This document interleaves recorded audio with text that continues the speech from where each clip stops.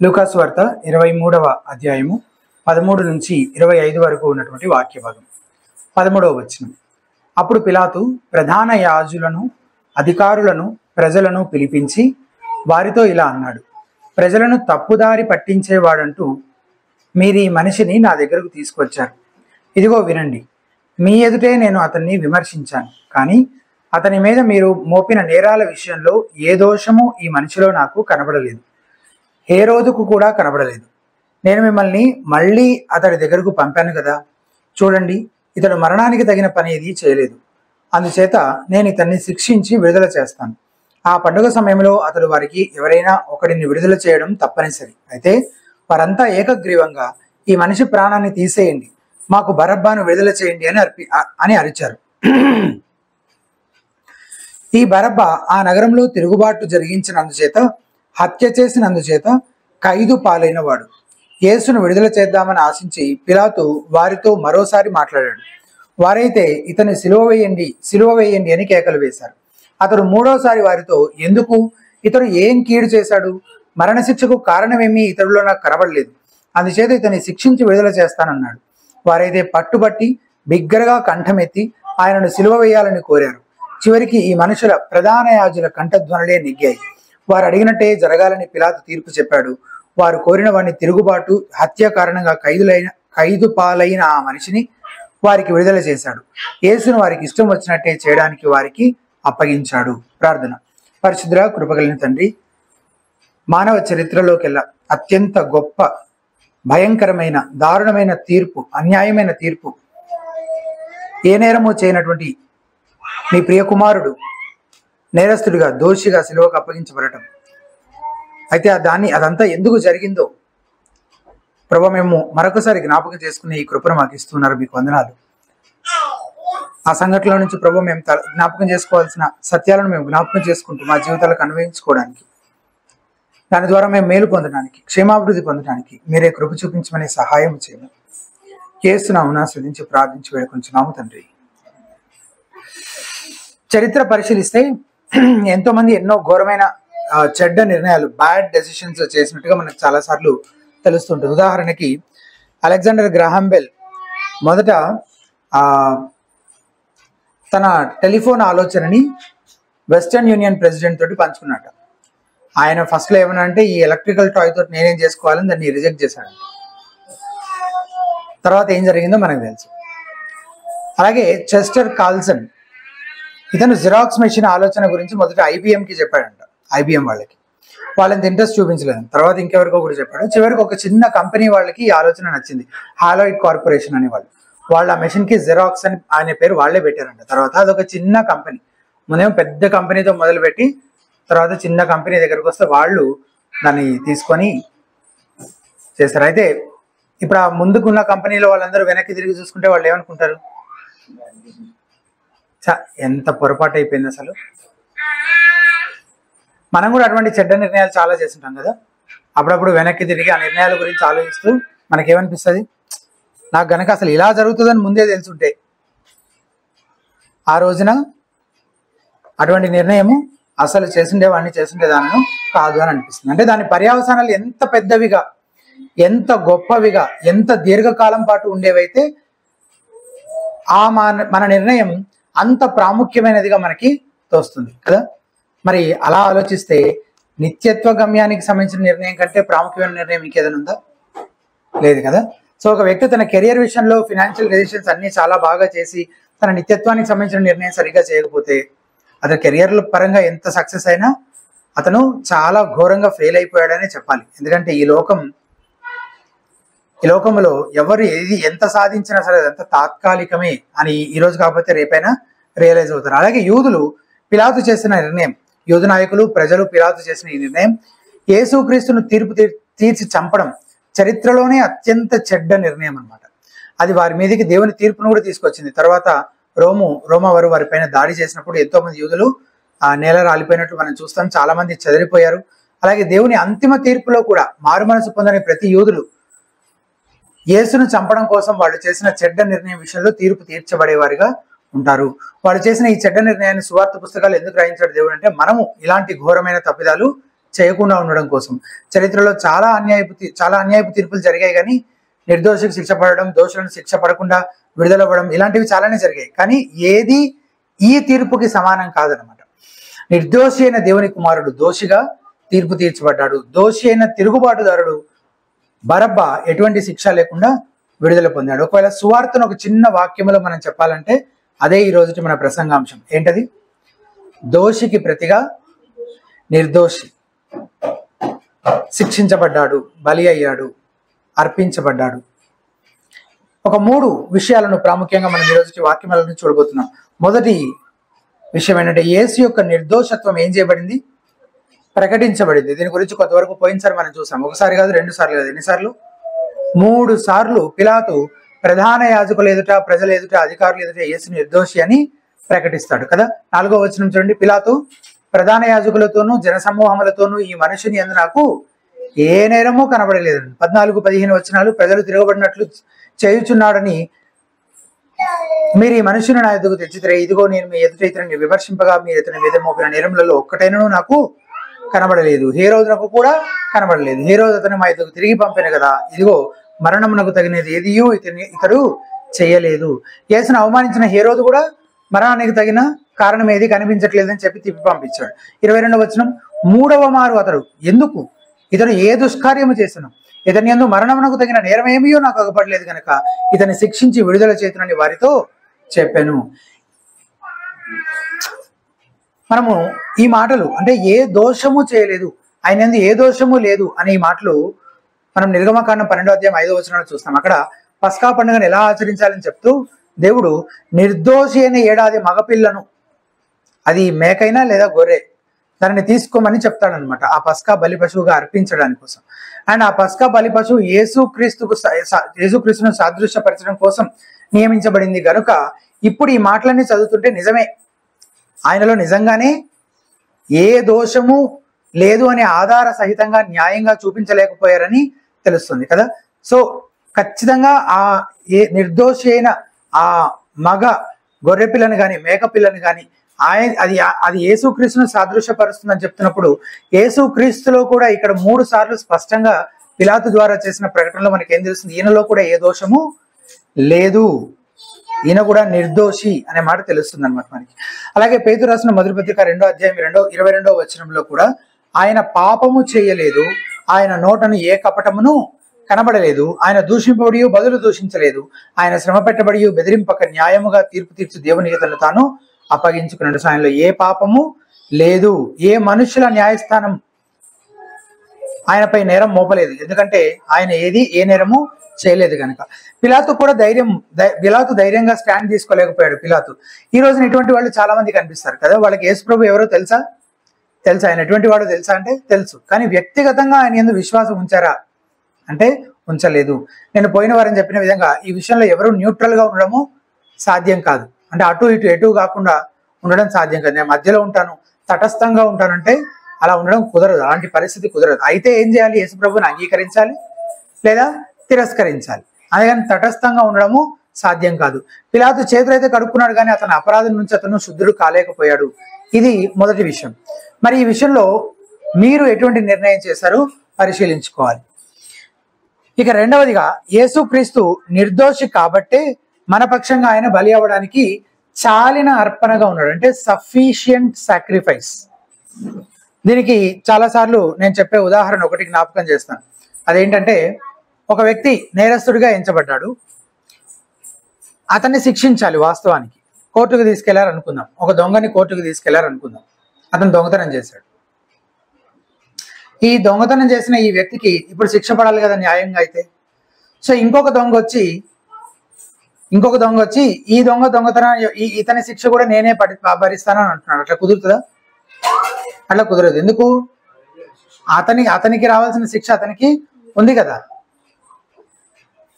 అలాగే ఒక పాపి ఇంకొక పాపిని రక్షించగలడా? రక్షించలేడు. ఆల్రెడీ ఊబిలో కూరుకుపోయిన ఒక వ్యక్తి ఇంకొక వ్యక్తిని రక్షించగలడా? రక్షించలేడు. కాబట్టి యేసుక్రీస్తు నిర్దోషి అనే ఈ సత్యం ఎందుకు మనకు ప్రాముఖ్యమైనది మన రక్షణకు సంబంధించినంత వరకు అంటే, ఆయన ఒక పరిపూర్ణ బలిగా చాలిన అర్పణగా మన పక్షముగా ఒకవేళ మన పాపములకు శిక్ష అనుభవించాలంటే మొదట ఆయనలో ఎటువంటి పాపము ఉండకూడదు. ఆయన నిర్దోషి అయి ఉండాలి. ఆయనలోనే పాపం ఉంటే ఆయన మన పాపల కోసం ఎలా బలి అవ్వగలడు? మన పాపంలోకి రావాల్సిన శిక్ష ఆయన ఎట్లా తీసుకోగలడు? కాబట్టి ప్రతి విశ్వాసి ఈ సత్యంలోనే సేద తీరాలి. మనకు పాప క్షమాపణ లభించడానికి ఆధారం యేసు ఒక పర్ఫెక్ట్ సబ్స్టిట్యూట్ గా, ఒక పరిపూర్ణ ప్రత్యామ్నాయంగా మనకు బదులుగా ఆయన అర్పించబడ్డాడు. ఒక పరిపూర్ణ సబ్స్టిట్యూట్ గా ఆయన ఉన్నాడు అనేది మనము గుర్తుంచుకొని దానిని బట్టి మనం ప్రభువును స్తుతించాలి కదా. ఎలా యేసుక్రీస్తు ప్రభువారు మన పక్షంగా బలి అవ్వడానికి ఆయన బలి అర్పణ ఎలా అంగీకరించబడిందంటే ఆయన నిర్దోషిగా ఉన్నాడు కనుకనే అనేది మనం ఎప్పుడు గుర్తుపెట్టుకునే దాన్ని బట్టి మన ప్రభువును స్తుతించవలసినటువంటి వారం. అది మొదటి విషయం. ఈ సంఘటన అంతట్లో మొదటిగా యేసుక్రీస్తు యొక్క నిర్దోషత్వము ప్రకటించబడినట్లుగా మనం చూస్తున్నాం. రెండవదిగా మనిషి యొక్క అన్యాయ ప్రవృత్తి అంటే పాప ప్రవృత్తి, పతన ప్రవృత్తి బట్టబయలైనట్టుగా కూడా మనము చూస్తున్నాం. ఇక్కడ ఉన్న అనేక మంది చాలా క్యారెక్టర్స్ ఉన్నాయి కదా ఇందులో. వాళ్ళందరినీ ఎవరిని చూసినా సరే వాళ్ళ పతన స్వభావానికి అనుగుణంగానే వాళ్ళ ప్రవర్తన, మాటలు, క్రియలు ఉన్నట్టుగా మనకు తెలుస్తుంది. బరబ్బా గురించి అయితే మనకు తెలుసు, లోక ఆల్రెడీ చెప్పాడు, నరహంతకుడు అని కదా. యూదులు పిలాతు ఇద్దరు దోషులే, కానీ యేసు పిలాతుతో అంటాడు కదా ఏమని, యోహాను 19:11 అందుకు యేసు పైనుండి నీకు ఇవ్వబడి ఉంటేనే తప్ప నా మీద నీకు ఏ అధికారం ఉండదు, అందుచేత నన్ను నీకు అప్పగించిన వానికి ఎక్కువ పాపం కలదు కదా. ఇద్దరిది పాపమే, ఇద్దరు చేసిన అపరాధమే, కానీ అప్పగించిన వాడికి ఎందుకు ఎక్కువ పాపం అని చూసాం మనం పోయినసారి. అంటే అంతా తెలిసి బుద్ధిపూర్వకంగా వాళ్ళు యేసుక్రీస్తుని అప్పగిస్తున్నారు కాబట్టి వాళ్ళ పాపం ఇంకా ఎక్కువైనది అని పోయినసారి మనం చూసాం. కానీ యూదు నాయకులు మాత్రమే కాదు, ప్రజలు కూడా ప్రభువును సిలువ వేయమని ఈ అత్యంత చెడ్డ నిర్ణయం చేశారు. అయితే ప్రజలు అలాంటి కన్క్లూజన్కి వచ్చేలా వారిని ఎవరు ప్రేరేపించి ఉండొచ్చో కూడా ఆ విషయాలు పోయినసారి మనం ఆలోచన చేశాం. యూదు నాయకులు ఈసారి ఈ విషయంలో విజయం సాధించారనే చెప్పాలి. ఏం చెప్పి వారిని రెచ్చగొట్టారో అది స్పష్టంగా చెప్పబడలేదు, కానీ యేసును సిలువ వేయండి అని వారు కేకలు వేసేలాగా చేశారు. మరోవైపు యేసుక్రీస్తు వల్ల రోమా ప్రభుత్వానికి ఏదో ప్రమాదం పొంచి ఉందన్నట్టుగా పిలాతు దగ్గర ఆరోపిస్తున్నారు. అంటే ఇక్కడ వీళ్ళకి చెప్పాల్సినవి వీళ్ళకి చెప్పుంటారు, పిలాతు ముందు చెప్పాల్సినవి పిలాతు ముందు చెప్తున్నారు. యేసుక్రీస్తు నందు విశ్వాసం ఉంచిన మనకేమనిపిస్తుంది? యేసుక్రీస్తు గురించి అసలు అంతా తెలిసి ఇంత స్పష్టంగా ఆయన జీవితాన్ని అంతటిని ఇంత దగ్గరగా పరిశీలించిన తర్వాత కూడా అలా ఎలా అసలు ఒక వ్యక్తిని బుద్ధిపూర్వకంగా ఇలా యేసును తిరస్కరించగలరు వాళ్ళు అని మనకు అనిపిస్తుంటుంది బయట నుంచి చూసేవాళ్ళకి. కానీ అదేం తెలియజేస్తుందంటే మనిషి యొక్క పతన స్వభావం, పాపం యొక్క శక్తి ఎంత బలమైనదో తెలియజేస్తుంది. పిలాతు గురించి ఆలోచిస్తే ముందు యేసును విడుదల చేయడానికి కొన్ని ప్రయత్నాలు చేసినట్టు పోయినసారి మనం చూసాం కదా. మొదటిసారి యేసును విచారించినప్పుడు బయటకు వచ్చి ఆయనలో ఏ దోషమో కనిపించట్లేదని చెప్తాడు. కానీ వాళ్ళు ఇంకా పట్టు వదలకు ఒత్తిడి చేస్తుండేసరికి హేరోదు దగ్గరికి పంపిస్తాడు. హేరోదు ఆయన ఎగతాళి చేసి అవమానించి తిప్పి పంపిస్తాడు. హేరోదు కూడా ఆయనలో ఏ దోషము కనిపించట్లేదు. మళ్ళీ రెండోసారి పిలాతు దగ్గరికి తీసుకురాబడతాడు. ఈసారి పిలాతు ఏమంటాడు? 16-17 వచనాలు. కాబట్టి నేను అతనిని శిక్షించి విడుదల చేయుదునని వారితో చెప్పగా, పిలాతు మనస్సాక్షి ఒప్పుకోవట్లేదు కదా, మరణదండన విధించడానికి ఒప్పుకోవట్లేదు. నిరపరాధికి మరణ శిక్ష విధించడానికి అతనికి మనస్సాక్షి ఒప్పుకోవట్లేదు. అందుకే శిక్షించి వదిలేస్తాను అంటున్నాడు. వాస్తవాన్ని శిక్షించడం అంటే మనం ఏమనుకుంటాం? ఏదో చిన్నపాటి శిక్ష అనుకుంటాం, కానీ కాదట. అప్పట్లో చాలా భయంకరంగానే ఉండేవట శిక్షలు. అంటే కొరడాతో కొట్టడం, అందులోనూ ఆ కొరడాకి చివర షార్ప్ మెటల్ పీసెస్ కట్టేవారట. ఒక్కో దెబ్బకి మాంసం ఊడొచ్చేదట. అలాంటి కొరడా దెబ్బలు కొట్టడం గురించి ఇక్కడ శిక్షించడం అనే మాట వాడుతున్నారు. అట్లా చేస్తేనే ఈ ప్రజలు కాస్త వాళ్ళ కోపం కొద్దిగా చల్లార్చి వాళ్ళు కూడా కొద్దిగా సాటిస్ఫై అవుతారేమో అని పిలాతు ఇది ఒక ఆప్షన్ చెప్తున్నాడు. కానీ ప్రజలు ఒప్పుకున్నారా? ఒప్పుకోలేదు. అయినా వాళ్ళు తమ ఆలోచన మార్చుకుంటారేమో అని నిజంగానే కొరడా దెబ్బలు కొట్టిస్తాడు. యోహాను సువార్త 19వ అధ్యాయం మొదటి 3 వచనాలు ఒకసారి చూడండి. యోహాను సువార్త 19వ అధ్యాయం మొదటి 3 వచనాలు. అప్పుడు పిలాతు యేసును పట్టుకొని ఆయనను కొరడాలతో కొట్టించెను. సైనికులు ముండ్లతో కిరీటమును అల్లి ఆయన తల మీద పెట్టి ఉదారంగు వస్త్రం ఆయనకు తొడిగించి ఆయన ఎదుగు వచ్చి యూదుల రాజా శుభమని చెప్పి ఆయనను అరచేతులతో కొట్టిరి. ఇట్లనైనా అంటే ఆయనని కాస్త టార్చర్ చేసి ఆయన శిక్షిస్తే అట్లనైనా కొద్దిగా వాళ్ళు మనసు మార్చుకుంటారేమో అన్నట్టుగా ఇలా కూడా చేశాడు. అయినా ప్రజలు ఒప్పుకోరు. మూడోసారి పిలాతు మరో మార్గం ఆలోచించాడు. ఏంటది?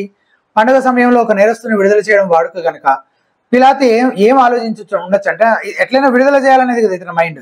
సో ఏం చేశాడంటే 2 ఎక్స్ట్రీమ్ ఆప్షన్స్ వాళ్ళ ముందు పెడితే అందులో బెటర్ది ఏదో చూస్ చేసుకుంటారు కదా. అందుకని అత్యంత భయంకరుడైన నేరస్తుడిని ఇంకొక ఆప్షన్గా పెడితే యేసు ప్రభువారు ఒకవైపు, ఇంకోవైపు ఏమో అత్యంత భయంకరుడైన నేరస్తుని పెడితే అప్పుడు ప్రజలు న్యాచురల్గానే ఎవరిని చూస్ చేసుకుంటారు? యేసునే చూస్ చేసుకుంటారని పిలాతు అనుకున్నాడు. కానీ యేసును విడిచిపెట్టాలా లేక బరబ్బాను విడిచిపెట్టాలని అడిగినప్పుడు పిలాతు ఆశ్చర్యపోయే విధంగా ప్రజలు బరబ్బానే విడుదల చేయమని కోరుకున్నారు. మళ్ళీ పిలాతు ఏదో మాట్లాడిపోతే ప్రజలు సిలువ వేయము అని కేకలు వేస్తూ ఉంటారు. చివరికి వారి కేకలే గెలిచాయని చెప్తున్నాడు లూకా కదా.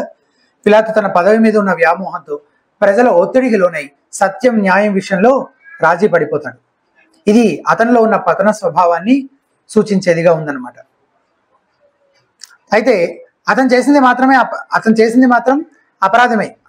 ఒకసారి పిలాతు చేసిన ఈ తప్పు గురించి, ఈ అన్యాయపు తీర్పు గురించి ఆదిమ సంఘము ప్రార్థన చేస్తూ వాళ్ళ ప్రార్థనలో ఈ సంఘటనను జ్ఞాపకం చేసుకుంటూ ఏమంటున్నారో చూడండి. అపోస్తుల కార్యముల గ్రంథం 4వ అధ్యాయం పేతురు చెప్తున్నాడు ఈ మాటలు. అపోస్తుల కార్యముల గ్రంథం 4వ అధ్యాయం 27 నుంచి 28 వరకు ఉన్న వచనాల్లో, Acts 4:27-28,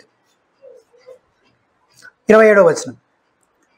ఏవి జరగవలనని నీ హస్తమును నీ సంకల్పమును ముందు నిర్ణయించను, వాటిని అన్నింటినీ చేయుటకై నీవు అభిషేకించిన నీ పరిశుద్ధ సేవకుడైన యేసునకు విరోధముగా హేరోదును పొంతి పిలాతును అన్యజనులతోనూ ఇశ్రాయేలు ప్రజలతోనూ ఈ పట్టణమును నిజముగా కూడుకొనిరి. యూదు నాయకులు, ప్రజలు, పిలాతు వీరంతా వారి అన్యాయ ప్రవృత్తిని బట్టి వారి పతన స్వభావాన్ని ఏం చేశారు? బయటపెడుతూ ఉన్నారనమాట. మొత్తం అందరూ, అక్కడ ఉన్న ప్రజలు, హేరోదు, పిలాతు, వాళ్ళందరూ ఏం చేస్తున్నారు? వాళ్ళ పతన స్వభావానికి అనుగుణంగా ఇట్లాంటి ఒక తప్పుడు నిర్ణయం, అన్యాయపు తీర్పును వాళ్ళు చేస్తూ ఉన్నారు అని మనకు అర్థమవుతుంది. అయితే ఇక్కడ ఇది చాలా స్పష్టంగా అర్థమవుతుంది. కానీ ఇక్కడ మనం ఆగి ఒక ప్రశ్న వేయాలన్నమాట. ఇప్పుడు మనం చదివిన మాటల్ని బట్టి దేవుని సంకల్పాన్ని నెరవేర్చడం కోసం వీళ్ళంతా దేవుడికి సహాయం చేశారని అనుకోవాలా? ఇప్పుడు ఇదంతా ముందు నిర్ణయము, ఆయన నిత్య సంకల్పం అని చెప్తున్నాడు కదా పేతురు భక్తుడు. మరి ఇప్పుడు ఆయనకు సహాయం చేయకపోతే మరి ఎట్లా చేస్తాడు ఆయన పాపం? వీళ్ళు ఇలా చేయబట్టే కదా అలా జరిగింది. మరి వీళ్ళు సహాయం చేయకపోతే ఆయన చేయలేడు కదా. కాబట్టి దేవుని సంకల్పాన్ని నెరవేర్చడం కోసం వీళ్ళు దేవునికి సహాయం చేశారని అనుకుంటే అప్పుడు దీని అందరికీ ఇంకా దేవుడే బాధ్యుడు కనుక, దేవుడే అంతటినీ ఇలా జరిగించాడు కనుక ఇంకా వీళ్ళ తప్పేం లేదు కాబట్టి వీళ్ళని శిక్షించాల్సిన అవసరం లేదు కదా. కానీ నిజంగా వాళ్ళు దేవునికి సహాయం చేద్దామని అనుకునే పూనుకున్నారు ఈ పనికి. అరే పాత నిబంధన ప్రవచనాలు నెరవేరకపోతే ఎట్లా? మనం కాకపోతే ఎవరు నెరవేరుస్తారు? మనం చేయకపోతే ఎవరు చేస్తారు? దేవుడికంటూ మనమే కదా ఉంది, ఆయనకైనా ఎవరున్నారు ఇంకా పాపం అని ఆయనకు సహాయం చేయడం కొరకు ఈ పాపానికి, ఈ దారుణానికి వారు ఒడిగట్టారా? అస్సలు కాదు. దీనికి కారణం ఏంటి? ఇప్పటివరకు మనం చూసాం కదా. అది కేవలము వాళ్ళలో ఉన్న ఈర్ష్య కారణంగా, వాళ్ళలో ఉన్న ఆ పిలాతులో ఉన్నటువంటి ఆ తమ పదవి పైన ఉన్నటువంటి ఆ వ్యామోహం కావచ్చు, ప్రజల అభిమానము, వాళ్ళ దగ్గర మంచి పేరును కోల్పోకూడదు అని సత్యం విషయంలో రాజీ పడిపోయే మనస్తత్వం కావచ్చు. పోయినసారి మనం చూసినట్టుగా హేరోదు తన పాపం విషయమై మారు మనసు పొందలేక, అలాగే యేసుక్రీస్తు చెప్తున్న సత్యాన్ని కూడా అంగీకరించలేక, ఆ మారు మనసు పొందకుండా యేసుక్రీస్తుని ఎగతాళి చేసినట్టుగా ఎగతాళి చేసే వైఖరి కావచ్చు. వీటన్నింటిని బట్టి మనం ఆలోచిస్తే ఖచ్చితంగా వాళ్ళు వాళ్ళ పాప ప్రవృత్తికి అనుగుణంగానే ఇదంతా చేస్తూ వచ్చారు, కానీ దేవుడికి సహాయం చేయడం కోసము కాదు అని మనకు తెలుస్తుంది. వాళ్ళు అలా చేసినకపోతే దేవుని సంకల్పం నెరవేరేది కాదు కదా అనేది సరైన ఆలోచన కాదు. ఈ ఆలోచనను బైబిల్ సమర్థించదు. దేవుని సంకల్పం నెరవేరడానికి ఎవ్వరూ పాపం చేయాల్సిన అవసరం లేదు. దేవుని సంకల్పం నెరవేరడానికి ఎవరు పాపము చేసి దానికి దేవునికి సహకరించాల్సిన అవసరం లేదు. ఎవరి పాపానికి వారే బాధ్యులని బైబిల్ స్పష్టంగా చెప్తుంది. దేవుడు స్పష్టంగా చెప్తున్నాడు. తమ సొంత దుష్ట హృదయానికి అనుగుణంగా పాపం చేస్తారు, కానీ దేవుడు ఎవరిని పాపం చేసేలా ప్రేరేపించడు, బలవంత పెట్టడు, ఎవరిని శోధించడు. అదే పాపం చేయడం ద్వారా మనం దేవుని ప్రణాళికలను తారుమారు చేసేయగలుగుతామా అంటే అస్సలు చేయలేం. దేవుడు తన ప్రణాళికలు నెరవేర్చుకోవడానికి మన సహాయం మనకు అవసరం లేదు. అంటే మనం పాపం చేసి మరీ సహాయం చేయక్కర్లేదు. పాపం చేసిన కారణంగా మనం ఏమో దేవునికి వ్యతిరేకంగా పోరాడి జయించేశాము, ఆయన ఆలోచనలను నిర్వీర్యం చేశాము, ఆయన సంకల్పాలని తారుమారు అయిపోయేలాగా చేశాము అనే పరిస్థితి ఎప్పటికైనా ఉంటుందా? అలా ఎప్పటికీ జరగదు. ఆయన దాని నుంచి కూడా, అంటే కీడు నుంచి కూడా మేలును తీసుకురాగలడని, మన పాపములను సైతం నియంత్రిస్తూ వాటినే సాధనాలుగా వాడుతూ తన ప్రణాళికలను ఆయన ఖచ్చితంగా నెరవేర్చుకోగలుగుతాడని చెప్పడానికి చాలా ఉదాహరణలు ఉన్నాయి బైబిల్లో. ఒక 2-3 ఉదాహరణలు చూద్దాం. యాకోబు ఏశావును ఏలతాడు. యాకోబు చిన్నవాడు కదా, అయినా ఏశావును అతను ఏలుతాడు అని చెప్పి దేవుడు ముందుగానే చెప్పాడు ప్రవచనాత్మకంగా. దానికోసం యాకోబు మోసం చేయాల్సిన అవసరం ఉందా? యాకోబు మోసం చేసి మరీ జ్యేష్ఠత్వాన్ని లాక్కోవాల్సిన అవసరం ఉందా? లేదు. దేవుడు ఎలాగో ఇచ్చేవాడు కదా, వాగ్దానం చేశాడు కాబట్టి. అయితే మోసం చేశాడు, తీసుకున్నాడు. అంత మాత్రాన దేవుడు తన ఆలోచనలు మార్చుకున్నాడు? చిచ్చి, యాకోబు గురించి నేను ఏదో అనుకున్నాను, ఇట్లా చేస్తాడు అనుకోలేదు, నేను ఎటు ఇస్తానని చెప్పాను కదా, కాబట్టి నేను అసలు యాకోబు పక్షంగా ఉండను అని తన ఆలోచనలు తన ప్రణాళికలన్నీ మార్చేసుకున్నాడు. అవన్నీ ఫెయిల్ అయిపోయినాయా? ఏం కాలేదు. దేవుడు యాకోబును మారు మనసులోనికి నడిపించి ఆయన చేయాలనుకున్నది దేవుడు చేశాడు. మళ్ళీ యాకోబు పాపం చేశాడు కాబట్టి దేవుని ప్రణాళికలు నిరర్ధకం అయిపోయాయా? లేదు, అలా ఎప్పటికీ జరగదు. యోసేపు ఏం చేశారు? అమ్మేశారు. అది మేలుకే దేవుడు ఉద్దేశించాడని యోసేపు కూడా చెప్తాడు చివరిలో. అయితే అన్నలు అలా చేసుండకపోతే దేవుడు ఇజ్రాయేలుకు మేలు చేయలేకపోయేవాడు. అసలు ఇలా కాకపోతే ఇప్పుడు వీళ్ళు పాపం చేస్తేనే దేవుడు చేయగలిగాడు, లేకపోతే దేవుడు చేయలేకపోయేవాడు అని అనుకోవాలా? అలా అనుకోవడానికి లేదు. ఖచ్చితంగా దేవుడు ఇజ్రాయేల్కు మేలే చేస్తుండేవాడు. అయితే వారి కీడులలో నుంచి కూడా వాటన్నిటినీ దేవుడు తన సాధనాలుగా, తన సార్వభౌమ అధికారంతో నియంత్రిస్తూ వాటినే సాధనాలుగా వాడుతూ దేవుడు మేలును తీసుకురాగలడు. తన ప్రణాళికను ఖచ్చితంగా నెరవేర్చుకోగలడు. అది దేవునికి ఉన్న సార్వభౌమ అధికారం. అలాగే ఎగ్జాక్ట్గా అలాగే యేసుక్రీస్తు శిలువ విషయంలో కూడా దేవుడు దాన్ని ఎలాగైనా చేసుండేవాడు. ఎలా చేసుండేవాడో మనకు తెలియదు. దానికి 1,00,000 మార్గాలు ఉంటాయి, కోటి విధానాలు ఉంటాయి. దానికోసం ప్రజలు, అధికారులు పాపం చేయాల్సిన అవసరము లేదు. అయితే వాళ్ళు పాపం చేశారు కాబట్టి దేవుడు దాన్నే సాధనంగా వాడుకొని తన ప్రణాళికలను నెరవేర్చుకుంటున్నాడు. ఈ మాట జాగ్రత్తగా వినండి. దేవుడు నిత్యత్వంలో ఏది నిర్ణయించాడో మానవుడు సరైన సమయం వచ్చినప్పుడు తన స్వచిత్తంతో దాన్నే కోరుకుంటాడు. దేవుడు నిత్యత్వంలో ఏది నిర్ణయించాడో మానవుడు సరైన సమయం వచ్చినప్పుడు తన స్వచిత్తంతో దాన్నే కోరుకుంటాడు. అంతకు మించి ఏది చేయడు. అది దేవునికి మానవుల పైన ఉన్న సార్వభౌమ అధికారం. దానికి మించి ఇంకేమీ చేయలేడు అతను. వాడు స్వచ్ఛందంగా చేస్తున్నామని అనుకుంటారు కదా. ఇక్కడ ప్రజలందరూ ఏమనుకుంటున్నారు? మమ్మల్ని అందరూ పాత నిబంధన ప్రవక్తలంతా ఆ ప్రవచనం నెరవేర్పు జరగాలని చెప్పి బలవంత పెడుతున్నారు, అందుకే మేము ఇదంతా చేయాల్సి వస్తుంది అని బలవంతంగా చేస్తున్నారా? కాదు, వాళ్ళు ఇష్టపూర్వకంగానే స్వచ్ఛందంగానే చేస్తున్నారు. కానీ దానివల్ల వాళ్ళు దేవుని ప్రణాళికలను నిరర్ధకం చేయలేరు. దేవుడు చేయాలని ఉద్దేశించిన దాని పరిధి వెలుపల వల్ల ఏమీ చేయలేరు. ఈ సంఘటన ఇందుకు మంచి ఉదాహరణ. దేవుడు ఏ ఉద్దేశంతో యేసుక్రీస్తు ప్రభువారిని భూమి మీదకి పంపించాడు? నిత్యత్వం నుంచి దేవుడు యేసుక్రీస్తు గురించిన ఆలోచన ఏంటి అసలు? ఆయన సిలువ వేయబడాలి. ఆయన ఈ లోకానికి రావడం యొక్క ఉద్దేశమే ఆయన సిలువ వేయబడాలి. అదే ఆయన నిత్య సంకల్పం, ముందు నిర్ణయం అని పేతురు చెప్పాడు కదా ఇందాక. అయితే పిలాతు అడిగినప్పుడు ప్రజలు ఏం కోరుకున్నారు? యేసును సిలువ వేయమని కోరుకున్నారు. ఆయన నిత్య సంకల్పం ఏదైతే చేశాడో దానికి అనుగుణంగానే వీళ్ళు స్వచ్ఛందంగానే కోరుకుంటున్నారు కదా. దేవుడు నిత్యత్వంలో ఏదైతే నిర్ణయించాడో సరైన సమయం వచ్చినప్పుడు మానవుడు తన స్వచిత్తంతో దాన్నే కోరుకుంటాడు. దీనికి ఇంతకంటే ఖచ్చితమైన నిదర్శనం ఇంకేమీ ఉండదు. అయితే మనిషి తన పాపానికి తానే బాధ్యుడని కూడా మనం ఎప్పుడు గుర్తుపెట్టుకోవాలి. ఆయన ఒక దినాన్ని న్యాయంగా తీర్పు తీరుస్తాడు కూడా. నువ్వు నా ప్రణాళికలకు సహకరించావు కాబట్టి ఏం చేస్తాడు? మెచ్చుకొని బహుమానాలు ఇస్తాడా? వాళ్ళ పాపాన్ని బట్టి చేయడాలి. ఆయన న్యాయవంతుడు కాబట్టి తన పరిశుద్ధమైన న్యాయం చొప్పున తీర్పు తీరుస్తాడు వాళ్ళకి. అలాగే మనం పాపం చేసినప్పటికీ మనం ఊహించని రీతిలో అత్యంత ఆశీర్వాదకరమైన మేలును కూడా దేవుడు తిరిగి తీసుకురాగలడు. తన ప్రణాళికలను ఖచ్చితంగా నెరవేర్చుకోగలడు. మనం ఎవ్వరం ఆయన ప్రణాళికలను తప్పించలేము. అయితే మన పాపములకు మాత్రం మనమే బాధ్యత వహించాల్సి ఉంటుంది. దానికి శిక్ష మనమే భరించాల్సి ఉంటుంది. సో అత్యంత ఘోరమైన నేరం నుంచి కూడా, అత్యంత ఘోరమైన నేరం ఏంటి? దేవుని కుమారుని సిలువ వేయడం. దానిని కూడా అత్యంత ఆశీర్వాదకరమైన రక్షణగా దేవుడు మార్చాడు. అదంతా అలా జరగబట్టే కదా మనందరికీ రక్షణ ప్రాప్తించింది కదా. సో ఇలా దేవుడు తన సార్వభౌమ అధికారంతో తన కార్యాన్ని జరిగించేటువంటి దేవుడిగా మనకి కనబడుతూ ఉన్నాడు. సో మనుషులు, ఇక్కడ ఉన్నటువంటి పాత్రలు ఏవైతే ఉన్నాయో, ప్రజలు కావచ్చు, తర్వాత యూదు నాయకులు కావచ్చు, పిలాతు, హేరోదులు కావచ్చు, వీళ్ళందరూ రోమా సైనికులు కావచ్చు, వీళ్ళందరూ వాళ్ళ పాప ప్రవృత్తికి తగిన విధంగా ప్రవర్తిస్తున్నారు. అయితే దేవుడు మాత్రం తన సార్వభౌమ అధికారంతో సమస్తాన్ని నియంత్రిస్తూ వాటిని కూడా సాధనాలుగా వాడుకుంటూ తన సంకల్పాన్ని నెరవేర్చుకునే దిశగా దేవుడు కార్యం చేస్తూ ఉంటాడు.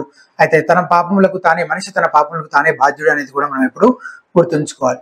ఇక చివరిగా మూడవది 24-25 వచనాల్లో సిలువలో మనకు బదులుగా యేసు అప్పగించబడ్డాడు అనే విషయాన్ని మనం అర్థం చేసుకోవాలి.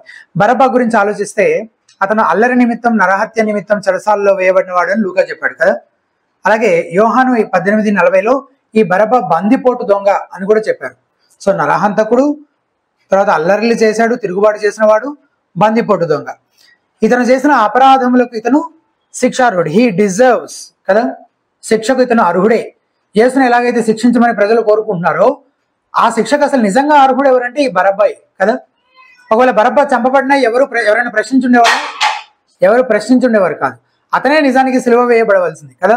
ఈ బరబ్బా ప్రతి పాపికి సాదృశ్యంగా ఉన్నాడు. మనందరము కూడా దేవుని పరిశుద్ధ నీతిని, ధర్మశాస్త్రాన్ని ఉల్లంఘించి పాపము చేశాము. మనందరము శిక్షార్హులము, దోషులము, దేవుని న్యాయ సింహాసనం ఎదుట అపరాధములుగా నిలబడవలసినటువంటి వారము మనందరము కూడా. సో ఈ బరబ్బా ప్రతి పాపిని సాదృశ్యపరుస్తూ ఉన్నాడు. రోమపత్రిక 3వ అధ్యాయం 23వ వచనం. రోమపత్రిక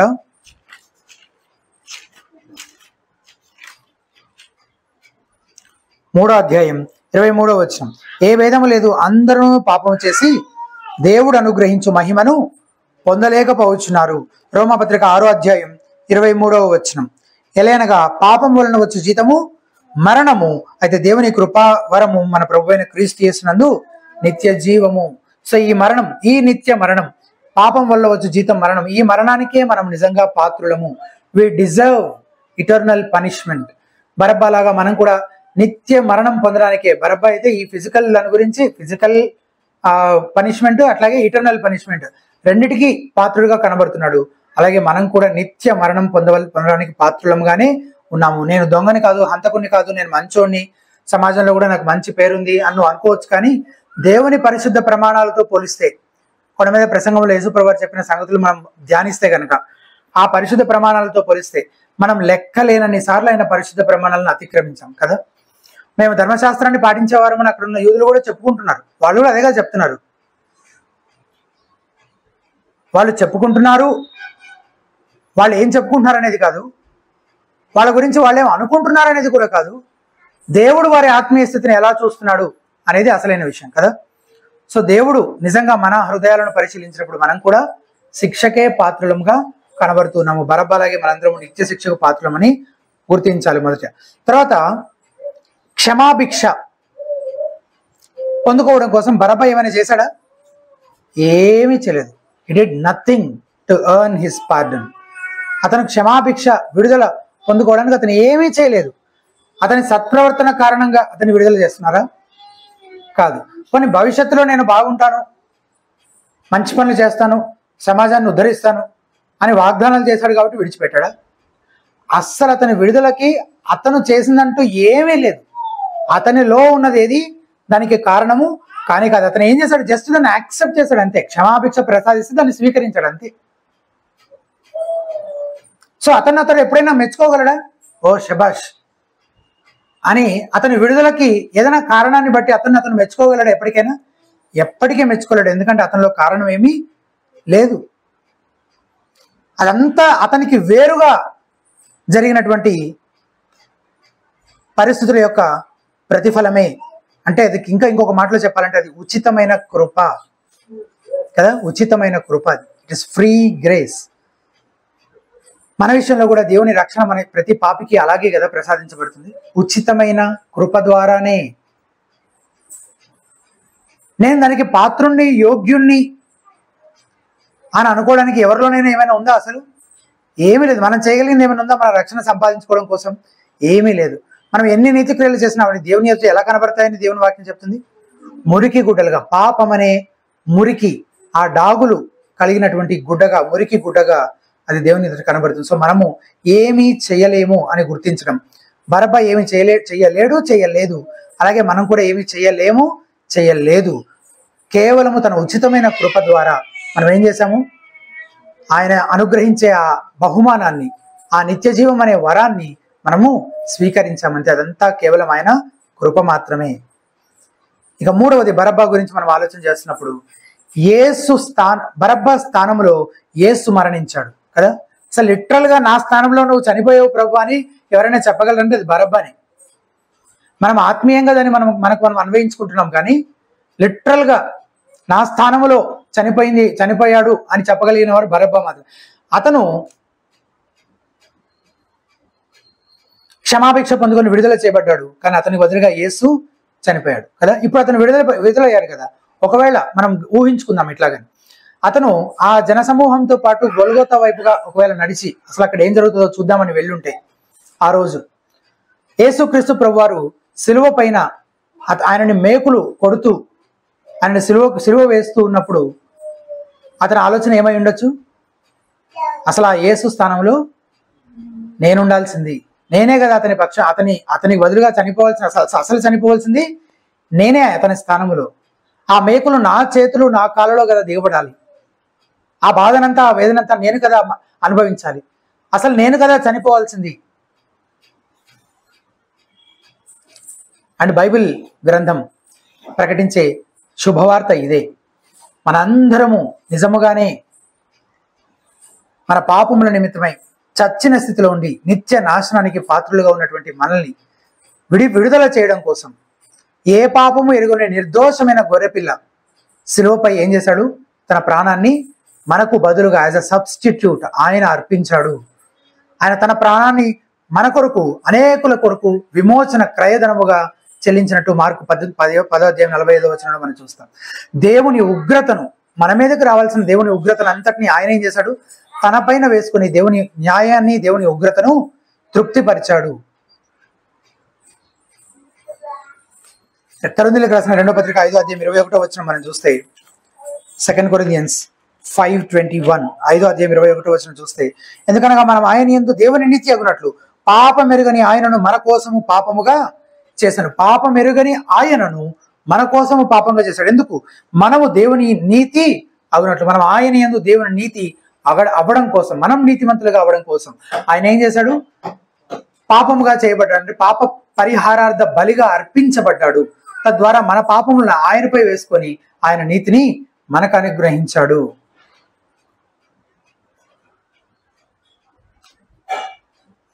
కాబట్టి క్రీస్తునందు ఒకవేళ నువ్వు విశ్వాసం ఉంచితే ఆయన నీకు బదులుగా నీ స్థానంలో నీ శిక్షను అనుభవించాడు కనుక నీవిక దేవుడు తీర్పుకి ఎంత మాత్రమూ పాత్రుడు కావు. క్రీస్తు యేసునందున వారికి ఏ శిక్షా విధియు లేదు. ఎందుకు లేదంటే ఆ శిక్ష వేరొకరు అనుభవించారు. యేసు క్రీస్తు సిలువలో అనుభవించాడు. బరబ్బా స్థానంలో యేసు సిలువలో చనిపోయాడు. అలాగే మనందరి పాపముల నిమిత్తం కూడా ఆయన సిలువలో అర్పించబడ్డాడని జ్ఞాపకం చేసుకుంటున్నాం. ఇక బరబ్బా నుంచి మనం చూడగలిగిన 4వ విషయం, చివరిది, యేసు క్రీస్తు మరణం కారణంగా బరబ్బాకి జీవము, విడుదల అనుగ్రహించబడ్డాయి. బరబ్బా అనే పేరుకి అసలు అర్థము సన్ ఆఫ్ ది ఫాదర్, తండ్రికి కుమారుడు అనే అర్థం వస్తుంది బరబ్బా అనే మాటకి. కానీ నిత్య తండ్రి, పరమ తండ్రి యొక్క కుమారుడైన యేసు క్రీస్తు ఆయన శ్రమ నుండి చనిపోవడం ద్వారా ఒక మనిషికి కుమారుడైనటువంటి ఈ బరబ్బా ఏం చేయబడ్డాడు? జీవించినట్లు విడుదల చేయబడ్డాడు. యోహాను అసలు తన సువార్త గ్రంథాన్ని, పుస్తకాన్ని రాయడంలో గల ఉద్దేశాన్ని చెప్తూ యోహాను సువార్త 20:31 ఒక మాట చెప్తున్నాడు చూడండి. యోహాను 20:31 అసలు ఎందుకు రాశాడు ఇవన్నీ అంటే, యేసు దేవుని కుమారుడైన క్రీస్తు అని మీరు నమ్మునట్లును, నమ్మి ఆయన నామమందు జీవము పొందునట్లును. సో ఆయన మరణం ద్వారా మనకి ఏం లభించింది? జీవము, నిత్య జీవము మనకి లభించింది. అలాగే పాపం నుంచి మనకి ఏమో లభించింది? విడుదల లభించింది కదా. బరబ్బాకి ఎట్లాగైతే జీవము అలాగే విడుదల లభించాయో, లైఫ్ అండ్ ఫ్రీడమ్, అలాగే మనకు కూడా యేసు క్రీస్తు మన పక్షాన మరణించిన కారణంగా నిత్య జీవమును అలాగే పాప బంధకాల నుంచి విడుదల మనకి అనుగ్రహించబడ్డాయి. అంటే దానికి యేసు క్రీస్తు మాత్రమే దీనికి కారణమైనట్లుగా మనకు కనబడుతుంది. మన పాపముల నుంచి మనకు విడుదల అనుగ్రహించి నిత్య జీవాన్ని మనకు అనుగ్రహించడం కొరకు యేసు క్రీస్తు ప్రభువారు సిలువలో చనిపోయారు. ఈయనే నిజమైన దేవుని కుమారుడు. ఈయన మన కొరకు అర్పించబడడం ద్వారా మనము మానవ కుమారులైనటువంటి మనం బరబ్బా వలె నిత్య జీవాన్ని పొందుకున్నాము. పాపము నుంచి విడుదల అనుగ్రహించబడింది. ఒక చిన్న ఇలస్ట్రేషన్ చెప్పి నేను ముగిస్తాను. రోమన్ క్యాథలిక్ చర్చ్ ఎక్కువగా వాళ్ళే ప్రతి సంవత్సరం ఫిలిప్పీన్స్లోను, మెక్సికోలోను ఇలాంటి దేశాల్లో యాత్రికులుగా వెళ్తారనమాట. ఆ దేశాలకు చాలా మంది వెళ్ళి ఎందుకు వెళ్తారంటే వాళ్ళ పాపములకు ప్రాయశ్చిత్తం చేయడం కోసం. ఎలా చేస్తారంటే వాళ్ళను వాళ్ళు చిత్రహింసలకు గురి చేసుకోవడం ద్వారా. కొన్నిసార్లు వాళ్ళు ఏం చేస్తారంటే, ఇప్పుడు మన దగ్గర కొన్ని పుణ్యక్షేత్రాల్లో మెట్ల మీద నడుస్తారు కదా మోకాళ్ళతోటి, అట్లా చాలా దూరం నడవడము, మోకాళ్ళ మీద నడవడం అంత మాత్రమే కాదు, కానీ పగిలిన గాజు ముక్కల దారి పొడుగుతూ ఉంటాయన్నమాట. దాని మీద సిలువ, ఒక దగ్గర సిలువ ఉంటే ఆ సిలువ దగ్గరికి వీళ్ళు ఆ మోకాళ్ళ మీద ఆ గాజు ముక్కలన్నీ తొక్కుకుంటూ నడుచుకుంటూ వెళ్తారట. అండ్ వీళ్ళు కొంతమందిని హైర్ చేసుకుంటారు, కూలికి పెట్టుకుంటారు. దేనికి? వీళ్ళని నిందించి వీళ్ళని సిలువ వేయండి అని అరవడానికి. అంటే యేసుక్రీస్తు ప్రభు వారికి ఎలా జరిగిందో సేమ్ అలాగే వీళ్ళ విషయంలో కూడా జరగడం కోసం. ముళ్ళ కిరీటం తలపైన పెట్టుకుంటారట, రక్తం వచ్చేలాగా. కొంతమంది అయితే ఇంకా సిలువ వేయండి అని కూడా, సిలువకు కూడా తమను తాము అప్పగించుకుంటారట. ఇంకా చాలా విషయాలు చేస్తారు ఇలాంటివన్నీ. ఎందుకు ఇలాంటివన్నీ చేయడం ద్వారా ఏం చేద్దామని? వారి పాపాలకు వారే ప్రాయశ్చిత్తము చేద్దామని. అసలు మిగిలిన మతాలన్నీ బోధించేది ఇదే కదా. అంటే వీళ్ళకి అసలు క్రైస్తవ సువార్త అసలు ఏమాత్రము అర్థం కాలేదు. సువార్త ఏంటి అని అంటే, ఇది సమాప్తమయను, it is paid in full. అంటే మొత్తంగా అసలు నువ్వు ఎంత చెల్లించాలో ఆ మూల్యం అంతా నీ పక్షముగా నీకు బదులుగా చెల్లించబడింది. Your account is settled. అది నిజంగా సువార్త. కేవలం మనం విశ్వాసముతో ఆయన అనుగ్రహించే నిత్య జీవాన్ని మనము పొందుకోవడం మాత్రమే మనం చేయగలిగింది.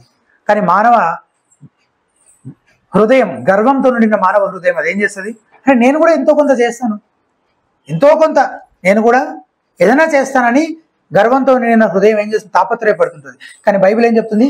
3వ కీర్తన 8వ వచనం, రక్షణ యెహోవాదే, salvation belongs to the lord.